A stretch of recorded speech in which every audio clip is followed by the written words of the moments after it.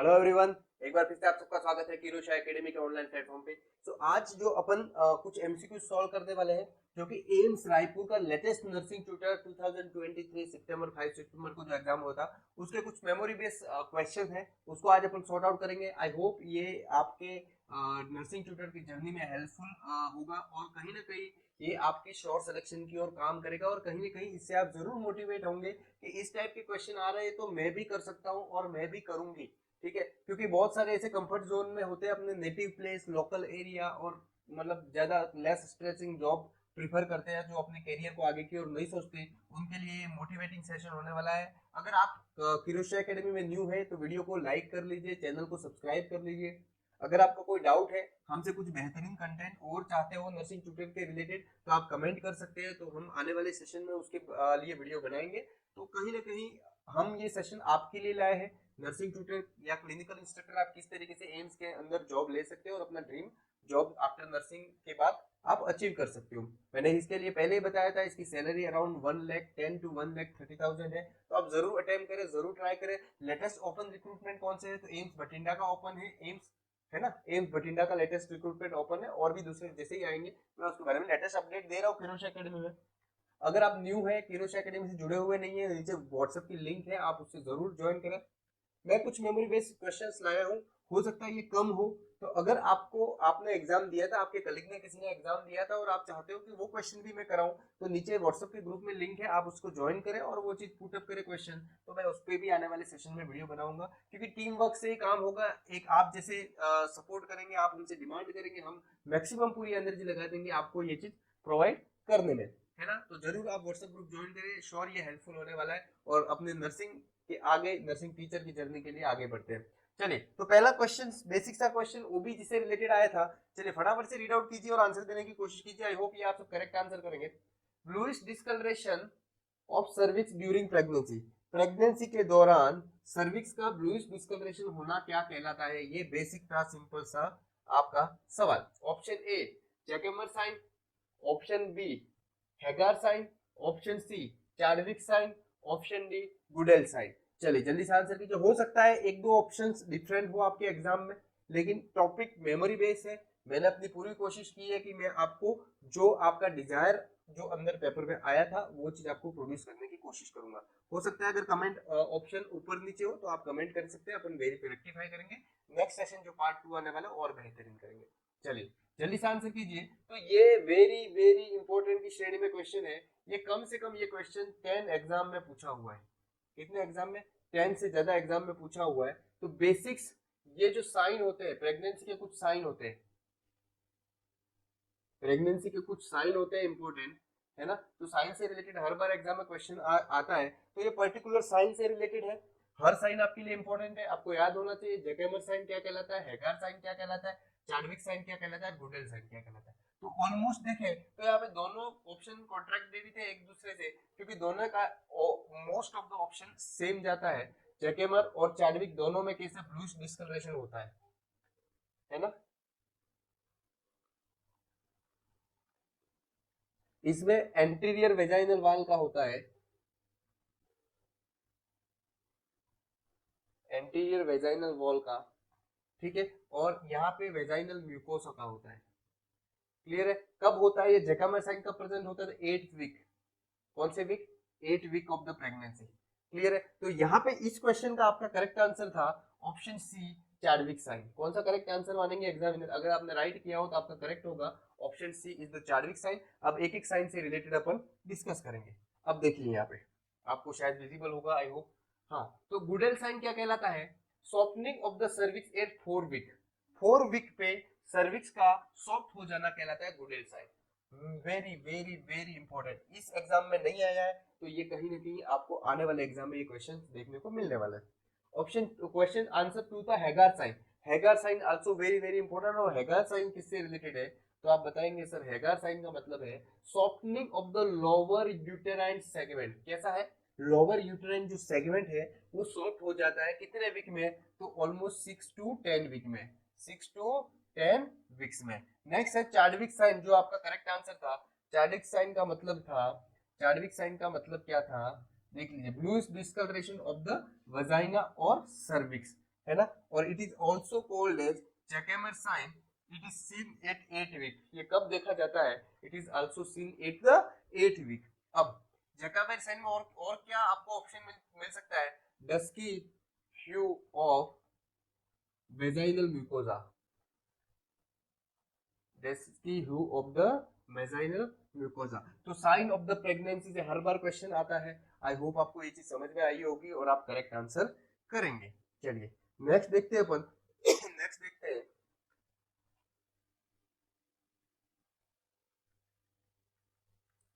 चलिए white background भी ठीक है। बहुत ही बेसिक और सबका करेक्ट आंसर वाला क्वेश्चन। मुझे इस क्वेश्चन से मुझे नहीं लगता कि मेरिट में ऊपर नीचे फर्क पड़ेगा, क्योंकि सबने राइट किया होगा, किसी भी स्टूडेंट ने रॉन्ग नहीं किया होगा। क्वेश्चन क्या है? Full form of the AIIMS. आपने जो एग्जाम लिखा था उसकी फुल फॉर्म ही पूछ ली है, तो full form of the AIIMS पूछी थी, तब आपका करेक्ट आंसर क्या था? All India institute of the medical science. तो ये इसमें ज्यादा समय नहीं निकालेंगे, A is the correct answer, all India institute of the medical science. एक और क्वेश्चन आया था उड़ीसा में, उड़ीसा में उड़ीसा में कौन सा एम्स है? तो उड़ीसा में कौन सा एम्स है? तो आपका भुवनेश्वर, ठीक है। उड़ीसा में कौन सा एम्स है? तो एम्स भुवनेश्वर। याद रखिएगा हर एम्स का एग्जाम का पैटर्न अलग अलग होता है। इन्होंने 3 एग्जाम कंडक्ट कराए with in 2 days, hospital attendant का, सीनियर नर्सिंग ऑफिसर का और नर्सिंग ट्यूटर का। तो तीनों दिन एक एक एग्जाम था। एक तो पूछ लिया पंजाब में कौन सा एम्स है, तो एम्स बठिंडा है। एक जगह पूछ लिया कि भाई आपके उड़ीसा में कौन सा एम्स है, तो एम्स भुवनेश्वर है। तो कभी कभी ये पैटर्न सेम मिलते हैं, तो आप हो सकता है कि पुराने कई पेपर मिले तो उसमें से भी देख लीजिए, करिए रिपीटेटिवली क्वेश्चन देखने को मिलते हैं। तो ये तो करेक्ट आंसर था। नेक्स्ट न्यूट्रिशन से नेक्स्ट क्वेश्चन था classical feature of the pellagra except. Pellagra का क्लासिकल फीचर क्या है? एक्सेप्ट करके पूछा है। अब ये क्वेश्चन देख के आपको लगता होगा यार सर तो ये तो इजी है, मैं भी कर सकता हूँ। Diarrhoea, dermatitis, dementia, diarrhoea, dementia, dermatitis और डिलीरियम। चलिए ये आपका पेलेग्रा कहाँ से है? तो ये न्यूट्रिशन से क्वेश्चन है आपका, है ना, राइट। चलो फटाफट से आंसर करो। तो अब देखेंगे पेलेग्रा किसकी कमी से होता है? तो vitamin B 3, vitamin B 3। Vitamin B 3 का अदर नेम क्या है? नियासिन। क्या नाम है? नियासिन। तो इसकी कमी से पेलेग्रा होता है। इसमें देख रहे हो सबसे पहला यहाँ पे सेंट्रल नर्वस सिस्टम कौन सा है? सीएनएस। सीएनएस को अफेक्ट करता है, इसलिए क्या हो गया? Fatigue, depression, memory loss disorder, क्या हो गया? डिमेंशिया। ठीक है। सेकंड आपका करता है जीआई, तो क्या होगा? डायरिया। और थर्ड आपका क्या करता है? स्किन से रिलेटेड प्रॉब्लम करता है, तो ये आपको दिख रहा होगा, डर्मेटाइटिस। ठीक है। पहले 3D इसे किस नाम से जानते थे? तो 3D डिसऑर्डर। पहले किस नाम से जानते थे? 3D disorder. ठीक है। अब 4D के नाम से जानते हैं। कैसे? 4D। तो चौथा डेथ भी इंक्लूड कर दिया है इसमें। क्या इंक्लूड कर दिया है? डेथ भी इंक्लूड कर लिया है। चलिए ये आपका, तो आपका करेक्ट आंसर कौन सा हो गया? Sir delirium. एक्सेप्ट पूछा हुआ है तो delirium is the correct answer. बाकी ये तीनों चीजें तो इन्वॉल्व है। करेक्ट। समझ में आ रहा है कुछ? बहुत बेसिक सवाल। Next, the causative organism that is a risk factor for the gastric cancer. Gastric cancer का कौन सा ऐसा पॉजिटिव फैक्टर है जो रिस्क फैक्टर है? ये पूछा हुआ है। ये आपका स्टोमक है और ये यहाँ पे अल्सर है, तो कौन सा रिस्क फैक्टर ऐसा है जो गैस्ट्रिक कैंसर कर सकता है? Helicobacter pylori, staphylococci, hysteria coli और स्ट्रेप्टोकोकाई। चलिए जल्दी से आंसर करिए। ई कोलाई से रिलेटेड आए तो यूटीआई, आंख बंद करके आंसर कर देना, यूरिनरी ट्रैक्ट इन्फेक्शन। क्लियर है। और गैस्ट्राइटिस जो आपका क्रोनिक हो जाता है, नो ट्रीटमेंट हो यूज करते हैं अपन, वो होता है हेलिकोबैक्टर पाइलोरी। और इसके बाद अगर ये क्रोनिक ट्रीटमेंट नहीं लिया जाए तो इसके बाद आपका क्या हो सकता है? तो सर गैस्ट्रिक कैंसर कर सकता है, गैस्ट्रिक कैंसर। ठीक है। इसमें आपकी ट्रिपल एंटीबायोटिक थेरेपी देते हैं। क्या? ट्रिपल एंटीबायोटिक थेरेपी देते हैं, याद रखना। समझ में आ गया? चलो बहुत इंपॉर्टेंट है। मिल्क इजेक्शन सिंड्रोम, ओबीजी सिंड्रोम की जगह पर हार्मोन पढ़ेंगे। मिल्क इजेक्शन हार्मोन हर बार देखने वाला, दो होते हैं, प्रोलैक्टिन और दूसरा होता है ऑक्सीटोसिन। कौन सा? प्रोलेक्टिन और ऑक्सीटोसिन। हर बार कंफ्यूज करने वाला, repeatedly question. Option A is the oxytocin, option B is prolactin, option C is methergine, option D is the growth hormone. तो याद रखना, मिल्क इजेक्शन पूछ ले तब आपका करेक्ट आंसर होगा मिल्क इजेक्शन पूछ ले, मिल्क सिक्रीशन पूछ ले तो आपका आंसर होने वाला है सर ऑक्सीटोसिन। क्या होने वाला है? ऑक्सीटोसिन। तो ये ऑक्सीटोसिन क्या करता है? तो याद रखना सर, ऑक्सीटोसिन आपका करता है लेट डाउन, लेट डाउन। ठीक है। बनाता कौन है मिल्क? प्रोलैक्टिन, प्रोडक्शन, पी से प्रोडक्शन। ठीक है। तो आपके ब्रेस्ट में मिल्क प्रोड्यूस कौन करता है? तो वो हो गया आपका प्रोलैक्टिन। ऑक्सीटोसिन लेट डाउन करना है ना, इजेक्शन करना, सिक्रीशन करना, ये सब काम किसका है? तो सर ये काम है ऑक्सीटोसिन, राइट। ओके, चलिए नेक्स्ट क्वेश्चन। ये यहाँ पे आपके ब्रेन से रिलेटेड है, एंटीरियर पिट्यूटरी और पोस्टीरियर पिट्यूटरी से पॉजिटिव फीडबैक मेथड से यूज होता है। प्रोलैक्टिन मिल्क प्रोडक्शन करता है और ऑक्सीटोसिन मिल्क इजेक्शन करता है, राइट। ओके, चलिए नेक्स्ट क्वेश्चन आपके स्क्रीन पे है। नेक्स्ट क्वेश्चन आपकी स्क्रीन पे है, red colour urine is seen in which anti tubercular drug. अगर आपने प्रीवियस मेरे वीडियो देखे होंगे, इसमें से majority of the question upon discuss कर चुके हैं। कोई भी अभी तक तो एक भी क्वेश्चन ऐसा नहीं, बस एम्स का फुल फॉर्म क्या वो अपन ने डिस्कस नहीं किया ना, बाकी तो कहीं ना कहीं आपने ये क्वेश्चन देखे होंगे। Red colour urine anti tubercular drug है ना, एंटी ट्यूबरकुलर ड्रग का साइड इफेक्ट से रिलेटेड क्वेश्चन है, साइड इफेक्ट से रिलेटेड क्वेश्चन है। रिफाम्सिन, इथाम्ब्यूटोल, आइसोनियाजाइड और स्ट्रेप्टोमाइसिन। तो ये चारों आपके ऑप्शन थे और आंख बंद करके शायद आपने अगर पढ़ा होगा पहले, तो आपका करेक्ट आंसर कौन सा है? Rifampicin, right, rifampicin. चलिए, launch year of the mission Indradhanush. Mission Indradhanush कब लॉन्च हुआ था? तो मिशन इंद्रधनुष से इससे पहले क्वेश्चन आते थे कि मिशन इंद्रधनुष रिलेटेड टू, किससे रिलेटेड था? तो इम्यूनाइजेशन से। एग्जामिनर भी बहुत चालाक होते हैं, अपन डीपली नहीं पढ़ते, तो इम्यूनाइजेशन है। तो उन्होंने दूसरा क्वेश्चन कर दिया कि भाई लॉन्च कब हुआ था? तो मोदी गवर्नमेंट सबसे पहले आई थी 2014 में, और मिशन इंद्रधनुष कब लॉन्च हुआ? तो 2014 में। Yes. Next, type 1 hypersensitivity reaction is termed as. तो टाइप 1 हाइपरसेंसिटिविटी रिएक्शन, माइक्रोबायोलॉजी से क्वेश्चन, माइक्रोबायोलॉजी से क्वेश्चन, हर बार रिपीटेड होने वाला। Anaphylactic reaction, cytotoxic reaction, immuno complex reaction और डिलेड हाइपरटेंसिविटी रिएक्शन। ये है फर्स्ट, ये है सेकंड हाइपरसेंसिटिविटी, ये है थर्ड हाइपरसेंसिटिविटी और ये फोर्थ हाइपरसेंसिटिविटी। नाम याद रखना, कहीं ना कहीं घुमा के इधर उधर क्वेश्चन पूछे जाते हैं, लेकिन इसी तरीके से। इसमें कौन सी इम्यूनोग्लोबुलिन रिस्पॉन्सिबल होगी? तो आईजीई, इम्यूनोग्लोबुलिन ई रिस्पॉन्सिबल होगी, राइट। चलिए next question. Murphy sign is seen is. Murphy sign कौन सी कंडीशन में देखा जाता है? कोलिसिस्टाइटिस, गैस्ट्राइटिस, पैनक्रियाटाइटिस और अपेंडिसाइटिस।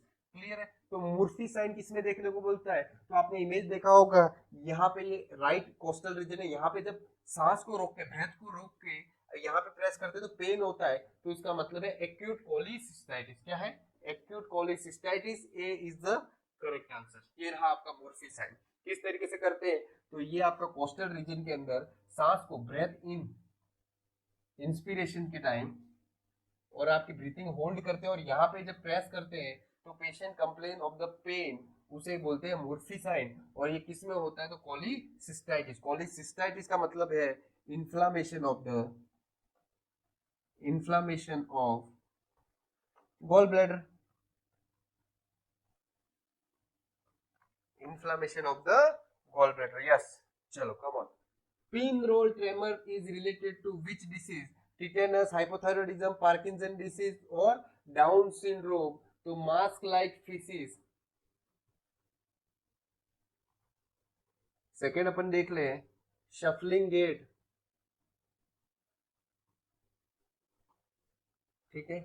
ड्रग देखें तो कार्बिडोपा एंड लिवोडोपा। ये सब किस में होता है? तो ये सर होता है सर पार्किंसन डिसीज में। कौन सा? Flapping hand tremor, flapping hand tremor, tremor, ये सब किस में देखने मिलती है? तो पार्किंसन डिसीज। चलिए next. Ramsay scale is used to assessment of. तो रामसे स्केल को उसके असेसमेंट के लिए यूज किया जाता है। तब आपका करेक्ट आंसर होगा सर एंग्जियस पेशेंट के लिए, सीडेशन लेवल के लिए, अराउजल के लिए या फिर पेन के लिए। Very very very important question. Yes. तो रामसे स्केल किसके लिए यूज किया जाता है? तो याद रखना सर, राम से स्केल किसके, अनेस्थेसिया, अनेस्थेसिया के इफेक्ट को चेक करने के लिए। मतलब क्या सर, सीडेशन के लिए, किसके लिए, सीडेशन के लिए, right. Level of the sedation, maximum score कितना है, 1 2 3 4 5 6, 6 में क्या हो जाएगा, patient exhibit no response, clear है। तो B is the correct answer, B correct answer था इस क्वेश्चन का। नेक्स्ट, ये अपन ने देख लिया, टाइप 1 हाइपर सेंसिटिव रिएक्शन कौन सी है, तो एनाफाइलेक्टिक, ये अपन ने पहले देख लिया, रिपीटेड क्वेश्चन हो गया। Full form of the LG, GK से क्वेश्चन आया था, फुल फॉर्म क्या है एलजी का, lucky gold star, lieutenant governor Lal Bahadur Shastri और लाल चंद्र, ये ऑप्शन नहीं था, है ना। तो यूजुअली हर बार ये कॉम्पिटिटिव एग्जाम में जीके में पूछा जाता है, full form of the LG क्या है, तो एलजी का मतलब है लकी गोल्ड स्टार। आपने फ्रिज देखा होगा, है ना, एलजी का, ठीक है, टीवी देखी होगी एलजी का, मोबाइल देखा होगा एलजी का, तो यहाँ पे करेक्ट आंसर था लकी गोल्ड स्टार। ये बहुत बार जीके में पूछा हुआ है, हालांकि ये ऑप्शन ही नहीं था, सेकंड वाला ऑप्शन ही नहीं था, है ना, नहीं तो लेफ्टिनेंट गवर्नर भी होता है, अगर लकी गोल्ड स्टार ऑप्शन नहीं है तो लेफ्टिनेंट गवर्नर आपका आंसर है। Which one of this has Chinese letter arrangement, ये बैक्टीरिया है ग्राम पॉजिटिव, कौन सा बैक्टीरिया है, gram positive. Option A Clostridium tetani, Mycobacterium tuberculosis, option C Bacillus anthracis, और ऑप्शन डी है कॉर्निबैक्टीरियम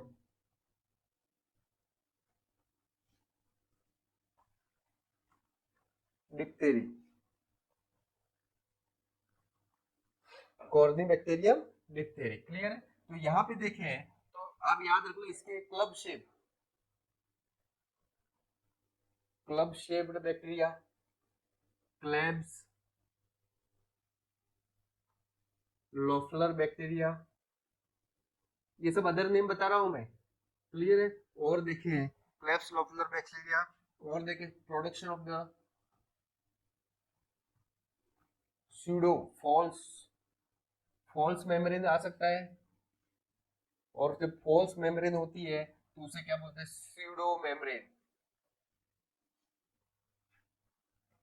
एक थ्रोट, क्लियर है, थ्रोट में सूडो मेम्ब्रेन प्रोडक्शन हो सकती है। और क्या बोलते हैं, तो और बोलते हैं यही, तो आपके ऑप्शन में चाइनीज लेटर अरेंजमेंट कौन सा बैक्टीरिया है, तो आपका डी करेक्ट जाएगा, Corynebacterium diphtheriae, Corynebacterium diphtheriae, clear है, Corynebacterium diphtheriae. So thank you very much, ये आपका पार्ट 1 था नर्सिंग ट्यूटर एम्स रायपुर के पेपर का। आई होप आपने ये सेशन एंजॉय किया होगा। अगर आपको लग रहा है और क्वेश्चन आपकी मेमोरी बेस है तो आप व्हाट्सएप का ग्रुप ज्वाइन करें, वहां पे क्वेश्चन शेयर करें, आप हम जरूर उस पर डिस्कस करेंगे। पार्ट 2, पार्ट 3, पार्ट 4, पार्ट 5 तक लेके जाएंगे। अगर आपको लग रहा है कि नर्सिंग ट्यूटर की जर्नी में किरोशिया एकेडमी या मैं आपकी हेल्प कर पाऊँ तो आप जरूर व्हाट्सएप पे मैसेज कर सकते हैं। 110% आपने सक्सेस स्टोरी देखी थी, एम्स कौन सी रायबरेली में भी देखी थी, एम्स बीबी नगर में भी देखी थी, ये 100% हम आपको हेल्प करेंगे, रिटर्न एग्जाम से लेके इंटरव्यू तक का सपोर्ट करेंगे। और मैं मेरा पूरा एक्सपीरियंस शेयर करूंगा आपके साथ, कोई बिना किसी झिझक के 110%।